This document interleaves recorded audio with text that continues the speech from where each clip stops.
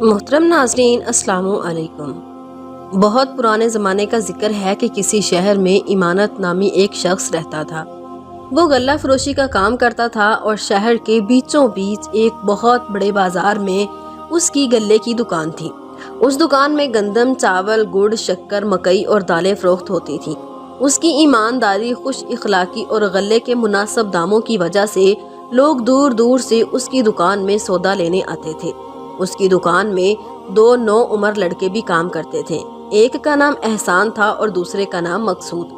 دونوں تقریباً ہم عمر ہی تھے اور کوئی 12 سال کے ہوں گے۔ ان لڑکوں کا تعلق غریب گھرانوں سے تھا اور دونوں کے باپ اس دنیا میں نہیں تھے۔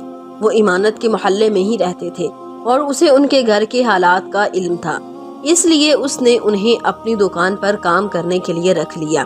یہاں سے انہیں جو کچھ بھی ملتا وہ اپنی ماؤں کے ہاتھ پر رکھتے، جس سے وہ گھر کا خرچ چلاتی تھی۔ یہ دونوں بڑی محنت اور جاں فشانی سے ایمانت کا ہاتھ بٹاتے اور ایمانت ان کی محنت اور ایمانداری سے بہت خوش تھا۔ ایک روز دوپہر کا وقت تھا، سخت گرمی پڑ رہی تھی۔ گرمی کی وجہ سے سارا بازار سنسان پڑا تھا اور لوگ اپنے اپنے گھروں میں آرام کر رہے تھے۔ احسان اور مقصود دکان کے ایک کونے میں دوپہر کا کھانا کھا کر بیٹھے ہوئے تھے۔ ایمانت بھی دکان میں موجود تھا، اس لیے دونوں لڑکے سرگوشیوں میں ایک دوسرے سے باتیں کر رہے تھے۔ وہ ایمانت کا بہت ادب کرتے تھے اور انہی کی کوشش ہوتی تھی کہ ان کو کسی بات سے کسی قسم کی تکلیف نہ پہنچے۔ ان دونوں لڑکوں میں احسان زیادہ ہوشیار اور ذہین تھا۔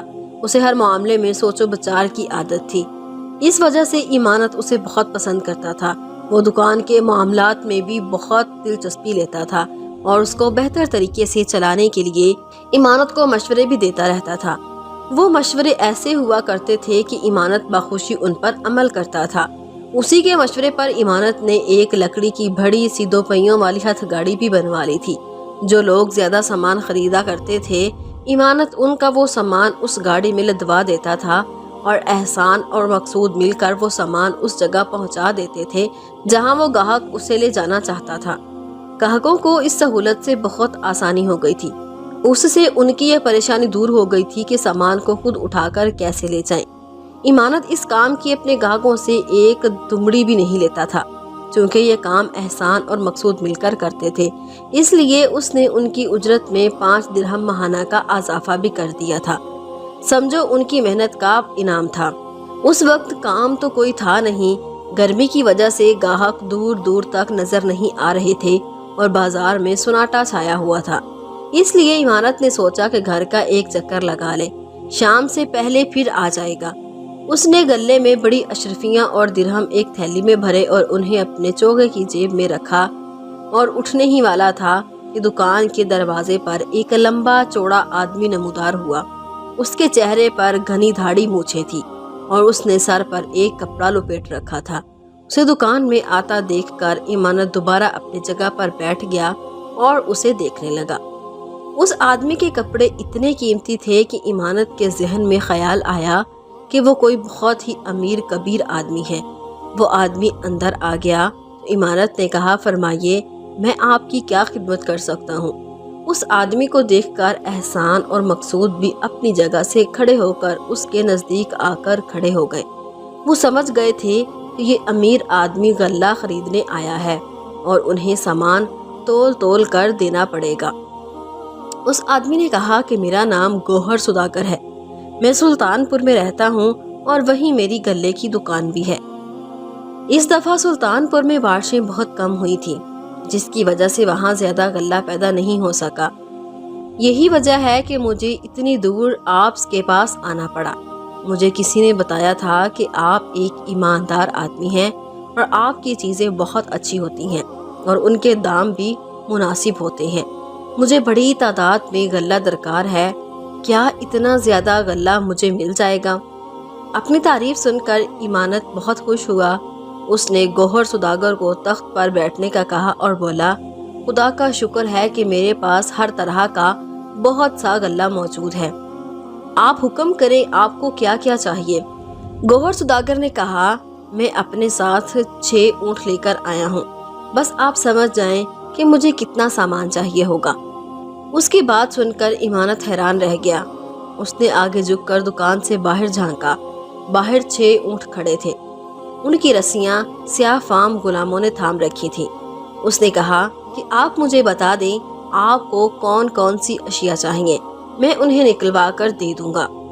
گوہر سوداگر نے اس کو سامان بتانا شروع کیا۔ ایمانت ان چیزوں کو لکھتا گیا۔ احسان اور مقصود نے بڑی پھرتی سے سارا سامان بڑے سے ترازو میں تول تول کر دکان کے باہر رکھا، جسے گوہر سوداگر کے غلام اٹھا اٹھا کر اونٹوں پر لادنے لگے۔ اسی دوران ایمانت حساب کتاب کرنے لگا کہ کل سامان کی کیا قیمت ہے۔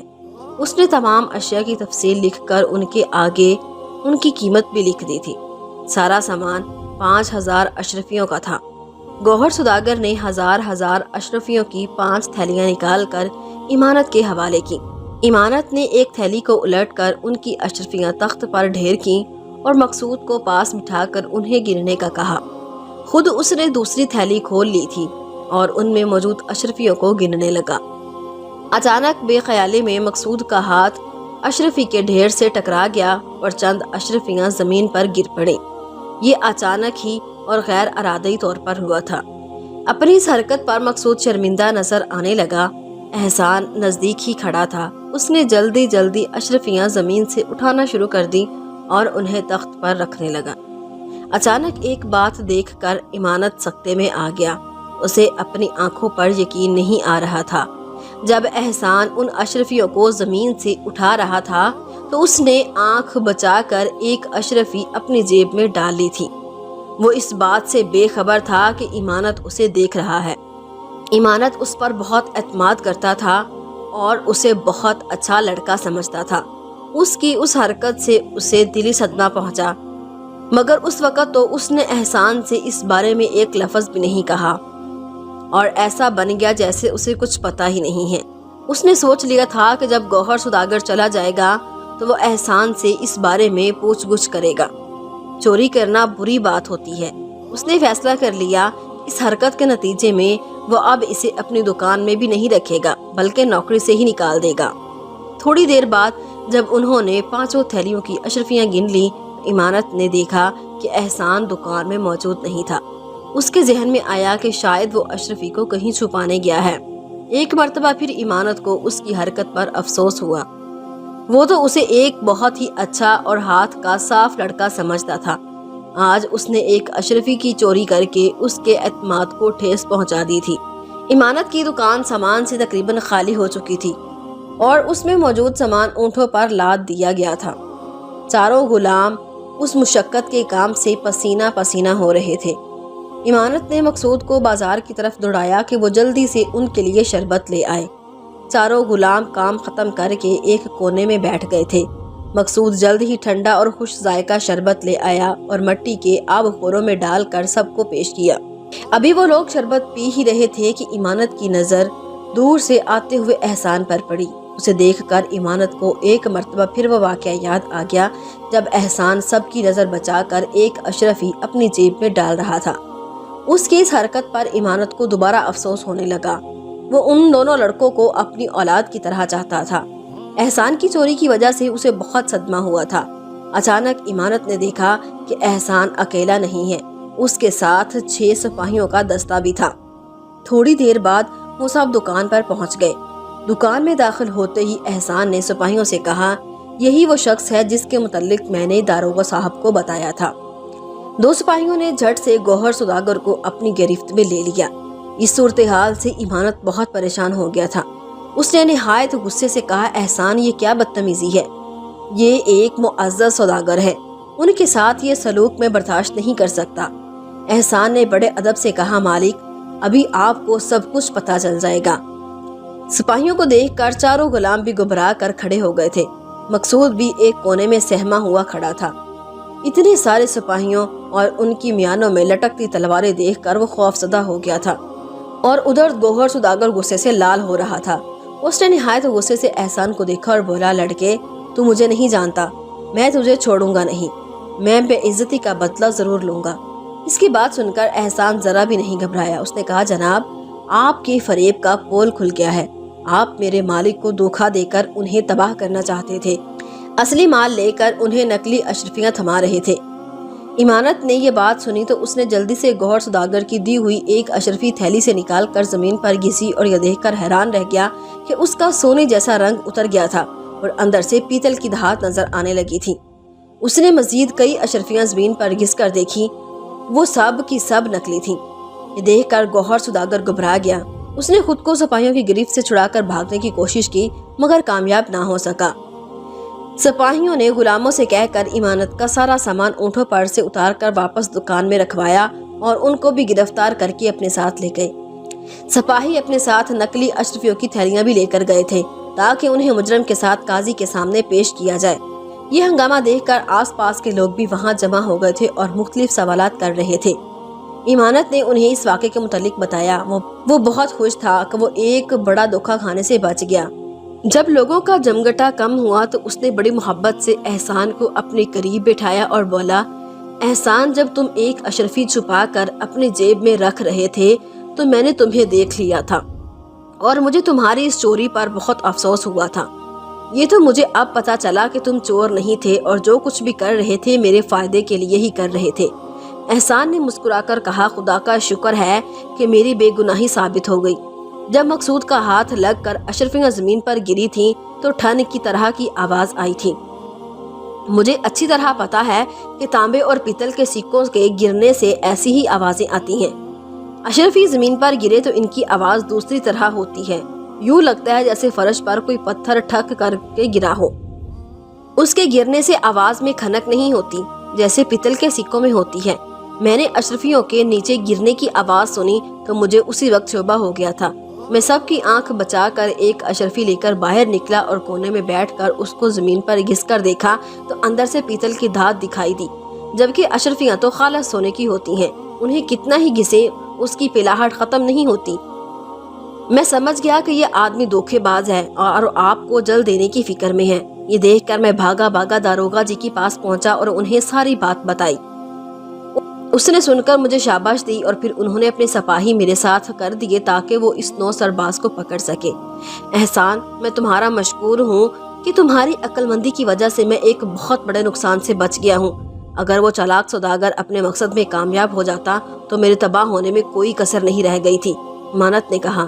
مقصود بھی ان دونوں کے قریب کھڑا یہ باتیں سن رہا تھا اور حیران ہو رہا تھا۔ اسے اس بات کی بہت خوشی تھی کہ اس کا دوست ایک عقل مند لڑکا ہے۔ ایمانت تو احسان سے بہت ہی خوش تھا۔ اس نے اس بات پر افسوس کا اظہار بھی کیا تھا کہ اس نے ناحق اس پر شک کیا تھا۔ اس خوشی میں اس نے دونوں لڑکوں کو 10 درہم بھی دی اور کہا کہ اگلے ہفتے میلہ شروع ہو رہا ہے، یہ رقم تم دونوں وہاں خرچ کرنا اور مزے سے گھومنا پھرنا اور جو جی میں آئے کھانا پینا۔ دونوں لڑکے خوش ہو گئے۔ اگلے دن ایمانت کی دکان پر شہر کا داروغہ آیا اور آتے ہی احسان کے بارے میں پوچھا۔ ایمانت نے احسان کو بلا کر اس کے سامنے کھڑا کر دیا۔ داروغہ نے شفقت سے اس کے سر پر ہاتھ پھیرا اور بولا، تم نے ایک بہت بڑا کارنامہ انجام دیا ہے۔ اس مجرم کو قاضی کی عدالت میں پیش کر دیا گیا اور قاضی صاحب نے اسی سلسلے میں تم دونوں کو عدالت میں طلب کیا ہے۔ وہ اس واقعے کی تفصیل جاننا چاہتے ہیں۔ احسان تھا تو بچہ ہی، قاضی کا نام سنا تو گھبرا گیا، مگر ایمانت نے اسے دلاسا دیا اور بولا، گھبراؤ نہیں، میں بھی تو تمہارے ساتھ چل رہا ہوں۔ ایمانت نے دکان بند کی اور دونوں لڑکوں کو ساتھ لے کر داروغہ جی کے ساتھ قاضی کی عدالت میں پہنچ گیا۔ گوہر سوداگر کٹہرے میں سر جھکائے کھڑا تھا۔ تھوڑی دیر میں مقدمے کی کاروائی شروع ہوئی۔ پہلے ایمانت نے تفصیل بتائی، پھر احسان نے پورا واقعہ سنایا۔ اس کی بات سن کر قاضی سمیت وہاں سب لوگ اس کی ذہانت پر اش اش کر اٹھے۔ جرم ثابت ہو گیا تھا۔ گوہر سوداگر کو 80 دروں اور 10 سال قید کی سزا سنا دی گئی۔ اس کے بعد قاضی نے احسان سے کہا، لڑکے احسان، میں تمہاری ذہانت سے بہت متاثر ہوا ہوں۔ تمہاری اگر صحیح تعلیم و تربیت ہو تو تم بڑے ہو کر ایک بہت اچھے اور قابل انسان بن کر ملک کی خدمت کر سکتے ہو۔ میں نے پتہ کروا لیا ہے کہ تمہارا تعلق ایک غریب گھرانے سے ہے، جس کی وجہ سے تم اتنی کم عمری میں محنت مزدوری کرنے پر مجبور ہو گئے ہو۔ تمہارے اس کارنامے کے صلے میں میں نے فیصلہ کیا ہے کہ سرکاری خزانے سے تمہیں 5 سال تک 200 درہم ماہانہ وظیفہ دیا جائے گا۔ میں تمہارے مالک ایمانت کو بھی یہ حکم دیتا ہوں کہ وہ تمہاری اچھی تعلیم کا بندوبست کرے۔ فارغ وقت میں تم اس کی دکان پر کام کر سکتے ہو، جس کا معاوضہ وہ تمہیں ادا کرتا رہے گا۔ قاضی کی یہ بات سن کر احسان کو ذرا خوشی نہیں ہوئی۔ یہ بات قاضی نے محسوس کر لی تھی۔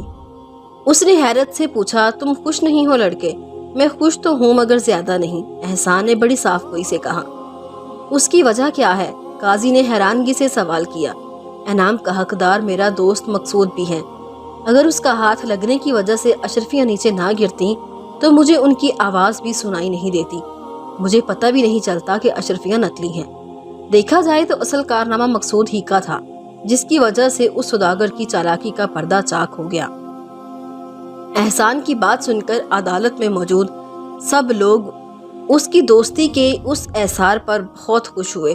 قاضی نے مسکرا کر کہا، شاباش لڑکے، تم نے بہت اچھی بات کی اور اپنے دوست کو نہیں بھولے۔ اب ہمارا یہ بھی فیصلہ ہے کہ تمہارے دوست مقصود کو بھی اتنا وظیفہ ملے گا جتنا تمہیں ملے گا، اور وہ بھی پورے 5 سال تک۔ اس کی پڑھائی لکھائی کی ذمہ داری بھی تمہارے مالک امانت پر ہوگی۔ اس کے ساتھ ہی عدالت برخاست کی جاتی ہے۔ سب لوگ اٹھ کر جانے لگے تو مقصود احسان سے لپٹ گیا، اس کی آنکھوں میں آنسو تھے۔